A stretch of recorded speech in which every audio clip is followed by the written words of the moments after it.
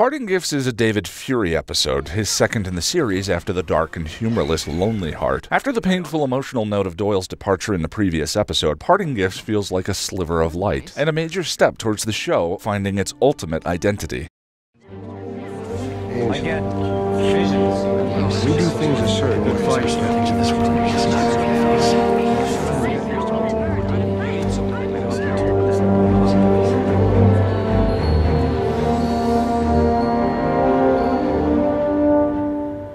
The episode opens with Angel bargaining with the oracles to bring Doyle back. They refuse. In the light of day, a rather hapless-looking demon is being pursued by some kind of motorcycle-riding badass. Who is this helmeted crusader? He has the bearing of a sexy rogue. Cordy and Angel are still feeling the silence of Doyle's loss. At this point in the series, I was thinking to myself, the show had 3 leads, 3 of them, and now one of them is gone. I was feeling the silence of it as well, especially on my first run-through, as at the time, I hadn't really grown to love Cordy yet, and Angel still hadn't cast off the wooden facade from Buffy. The demon from earlier finds his way to Angel Investigations and asks for help. Barney is an empath demon being hunted by our previous motorcycled crusader. He shares the legend of the hunter on his tail, and we get some quick badass cuts to the man in question. At a commercial audition, Cordeilla nearly collapses under the weight of a writhing headache before having a vision. Realizing what has happened, when she gets back to the office, she dives on Angel. Who did what? Doyle! I thought our kiss meant something, and instead he used that moment to pass it on to me. Angel heads to Barney's apartment looking for the man on his trail. The hunter gets behind him and steals the initiative. He steps into the light and oh, it's Wesley. Right? Wesley reveals he's actually on the trail of one of Barney's friends. Angel brings Wesley back to the office. Oh, what a nice...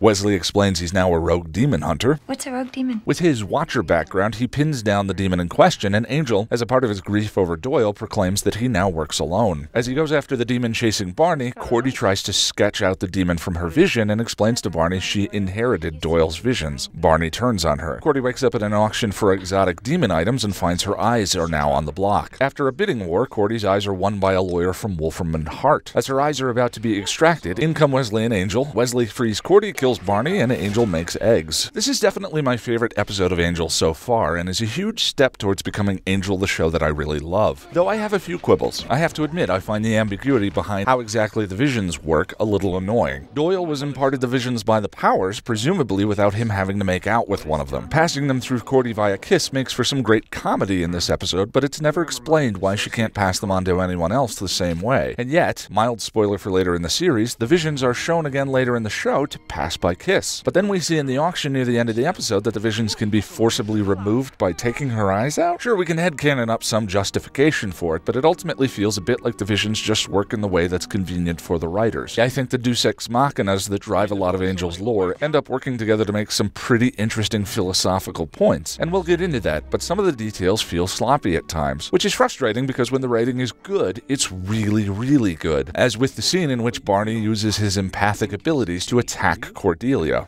You're a terrible actress. You have never seen me. How could you possibly know? Because you know.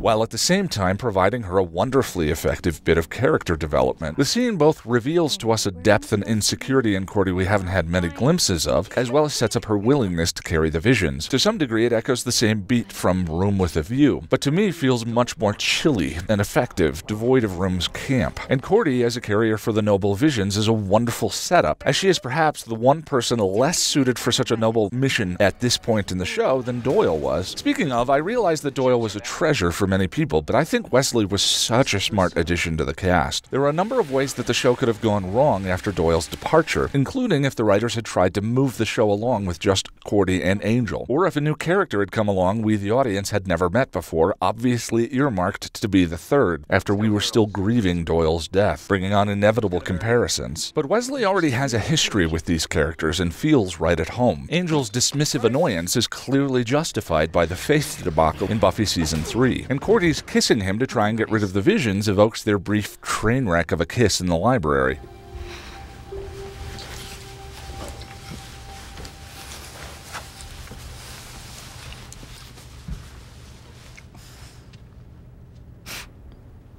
His character also already fits in well with the show's ideas about redemption. And we all got something to atone for.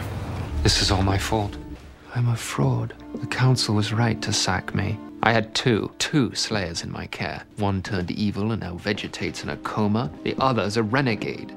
Interesting to note that as much of a buffoon as Wesley seems to be, it's significant that Barney is actually afraid of him. It's a subtle but important detail suggesting that Wesley is much better at his job than his social awkwardness would indicate, and perhaps there is more to explore in his character beyond him just being comic relief. Wesley has power, but has been shaped by something unseen into a devastatingly insecure man. His could be an interesting journey, though I'm not a fan in these early episodes of when Wesley being Wesley degrades into slapstick. It reminds me a bit of the writer's mishandling of Cordy in Buffy Season 2.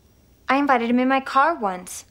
That means he can come into my car whenever he wants. When it seemed like they couldn't decide if she was shallow or just vapid. Shallow gives an opportunity for growth. Vapid does not. Either way, I really do enjoy this episode. This feels like Angel. Angel with Doyle, while great, was just a different show. And while the growing pains are far from over yet, Parting Gifts does a lot to settle the dust and gather the instruments that will go on to make the music of the show I love.